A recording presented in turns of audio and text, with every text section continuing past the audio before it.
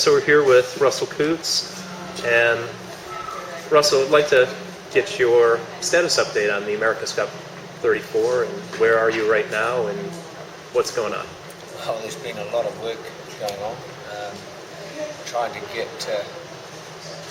big things in place, venue choices and so forth, and we're on track. In fact, we're ahead of time in terms of announcing the protocol and the rules and so forth governing the event, or at least the processes of those. And we're on track, I think, in terms of naming a venue. Hopefully we can name that even earlier than what we announced as the date that it would be announced by. So a lot of hard work's going in, and we're also doing some television trials next month, and in two different types of boats. We're using two One Design monohulls, actually two Rc1.mp4s, and we're using two VX40s, and we're doing some television trials and some racing tests just to see what each of those could look like visually. So we're trying to make decisions and obviously test new ground and make sure that we've got as much information as we can, and as much good information as we can to base these decisions on. Will that boat choice be dictated by how easy the media is? No, that's just one factor. I mean, it's.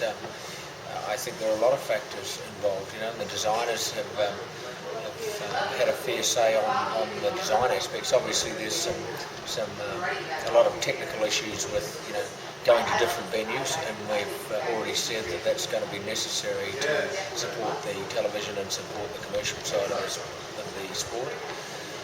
So if you go to different venues and face different conditions, you need to have a boat rule and design rule that will not advantage unduly one type of boat over another. For example, if you were racing one week in San Francisco and another week in Saint Tropez, you're going to strike two different styles of venue and conditions. So we're trying to think about that hard and make sure that the rules are fair for all the competitors.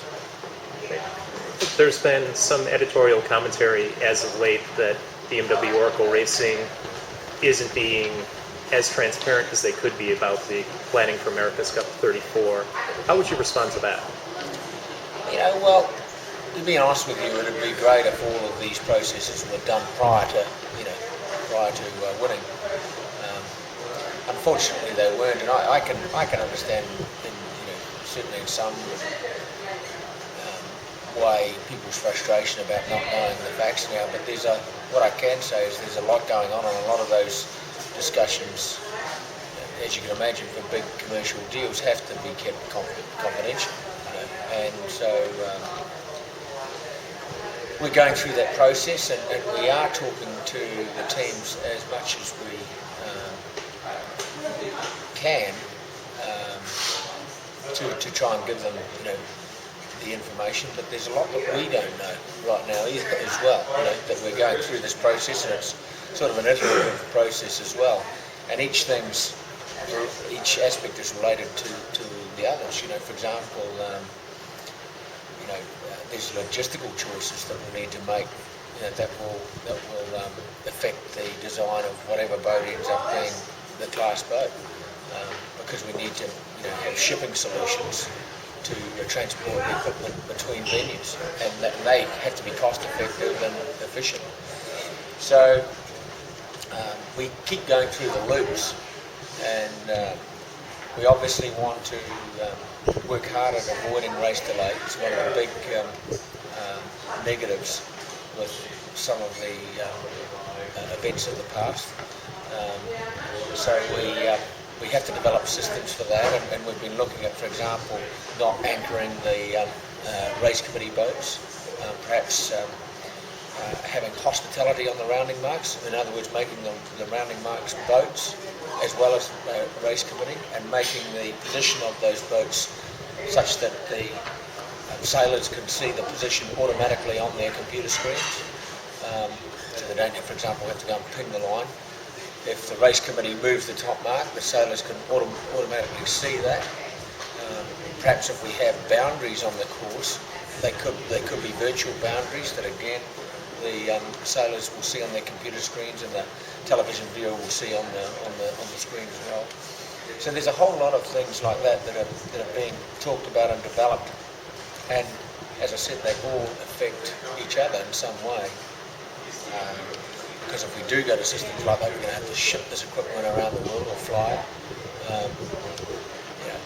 And we need to make sure that we make the right decisions there, that we're not stuck with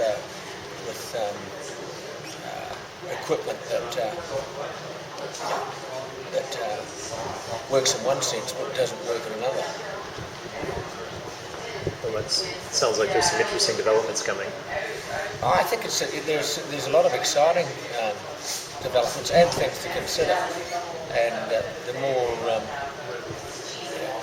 expertise we can get to provide advice and thinking, and the better. I think many people are going to be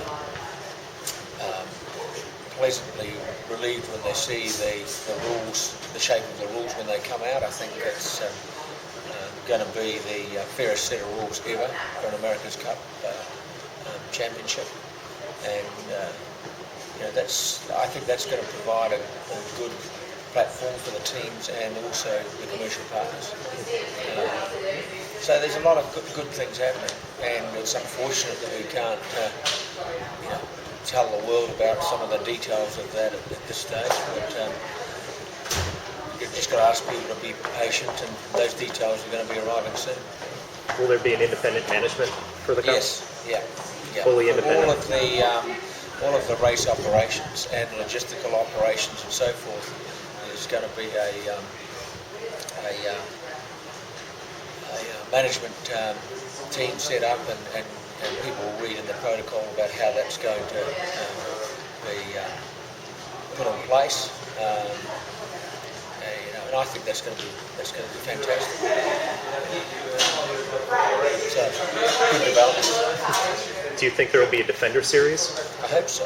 Yeah, we're hoping there will be. Will it be a self-funded Defender series, or do you honestly expect more than one American team? Well, I think that depends a little bit on things like the boat church and the venue, and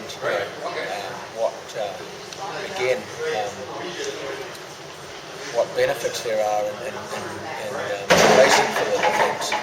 And I think once people see what is being planned, I don't think that it's out of the question that you're going to see other US teams. Are you working to reduce the costs of entry? Yes, any sensible cost-cutting measures we can make. For example, blackout periods on sailing, and reduction in equipment and so forth, reduction in the number of crew on board the yacht. We think, and most of the sailing world agree, that 17 people on the last version of the America's Cup race was too many. And of course, personnel is 65% of the team budget. So if we can trim some of those costs sensibly, then we'll do it. Having said that, though, we want to have a World Series of events each year, and that will increase the cost, but it will also increase the commercial value. And that'll be tied into the Louis Vuitton series? Well, that's something that's being looked at right now. That's one of the decisions I was talking about that really has been a lot of, and there are ongoing confidential discussions going on about the shape of those pre-events and so forth. All right, well, I think we're off to go sailing. I'm getting dragged out of this. All right, fantastic.